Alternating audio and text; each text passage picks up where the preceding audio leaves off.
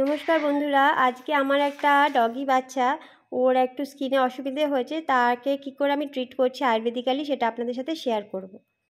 আমি বাজার থেকে দেখুন নিম পাতা নিয়ে এসেছি, আরও তার সাথে একটা মুড়ি, কলা এগুলো এনেছি, নারকেল তেল এনেছি। এই শালিমার নারকেল তেলটা আমার এই কাজে ভীষণ ইম্পর্টেন্ট। তারপরে আমি এই নিম পাতাগুলোকে এই যে ছাড়িয়ে নিলাম, নিয়ে তার মধ্যে আমি জল দিয়ে এটাকে ফোটাতে দিয়ে দিলাম। নিম পাতাটা এরকম ভালোভাবে যখন ফুটে যাবে, তার মাঝখানে আমি কি করেছি, হ্যাপিকে একটু স্নান করিয়ে নিলাম। এখন রোদটা ভালো লাগছে, কারণ এরপরে শীত পড়ে গেলে আর স্নান করাতে অসুবিধে হয়। হ্যাপি এদিকে যাও, ঘরে যাও। নিম পাতাটা হ্যাপিকে দেবো না, নিম পাতাটা আমার উপরতলার কুকুরদের জন্য দেবো। নিম পাতাটা এই যে আমি ছেঁকে নিলাম, গরম একটুখানি ঠান্ডা করে নিম পাতাটা ছেঁকে নিলাম।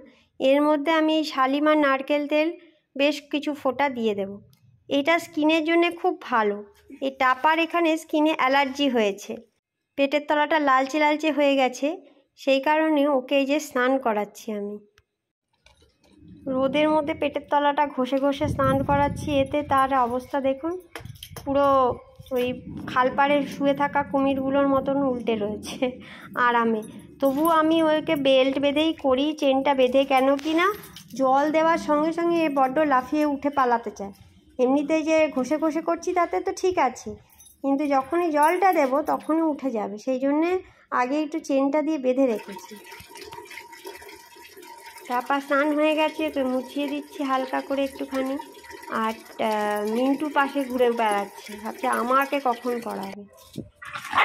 এই যে স্নান হয়ে গেছে, এবার বাবুকে ধরে বেঁধে ওই নিম পাতার যে জলটা, যে যে জায়গায় ওর অ্যালার্জি মতো হয়েছে, র্যাশ র্যাশ বেরিয়ে গেছে পায়ের এই ভাঁজেগুলোতে, লাল লাল হয়ে গেছে, সেই জায়গাগুলো ওকে আমি ভালো করে নিম পাতার জলটা ভালো করে দিয়ে দিচ্ছি ওর গায়ে।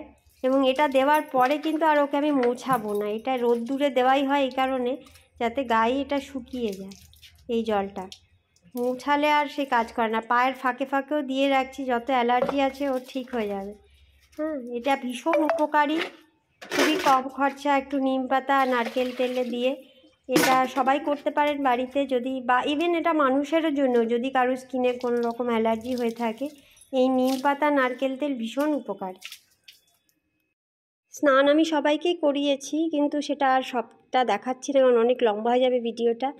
হ্যাপির আজকে নেলটা একটু কেটে দিচ্ছি, আজকে হ্যাপির গ্রুমিং আমি কি করে করি সেটাই দেখাচ্ছি আপনাদেরকে। এই যে নেল কাটা, ওর একটু ব্ল্যাক নেল বলে একটু অসুবিধে হয়, তো যাই হোক কাটা হয়ে গেছে। এরপর ওর কানের ট্রিটমেন্টটা করে দিই, ওর কান দিয়ে যে রস গড়ায় সেটা এখন ওই ওষুধ খাই অনেকটা কন্ট্রোলে। কানটাকে আগে ভালো করে পরিষ্কার করে নিয়ে এই যে ওষুধটা আছে এটা দিয়ে দিলাম। এটা ইয়াসোটিক বলে একটা স্প্রে আছে, মানে ইয়ার ড্রপ মতন, এটা যথেষ্ট দামি। এটা দিয়ে ভালো করে কানটাকে ম্যাসাজ করে দিচ্ছি। এটা আর তার সাথে ওষুধও খাওয়াচ্ছি ওকে।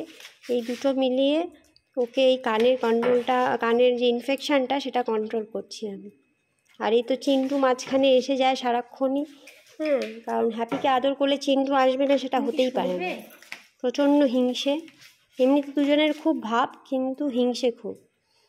এই যে হ্যাপিকে ওষুধও খাইয়ে দিলাম, চিন্টু ভাবছে ওকে দিল আমাকে কেন দিল না, কি বলবো ওকে আর।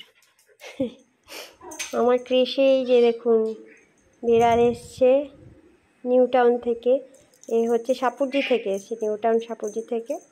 ইমলি, সুন্দরী আর টম, ওরা তিনজন এসছে।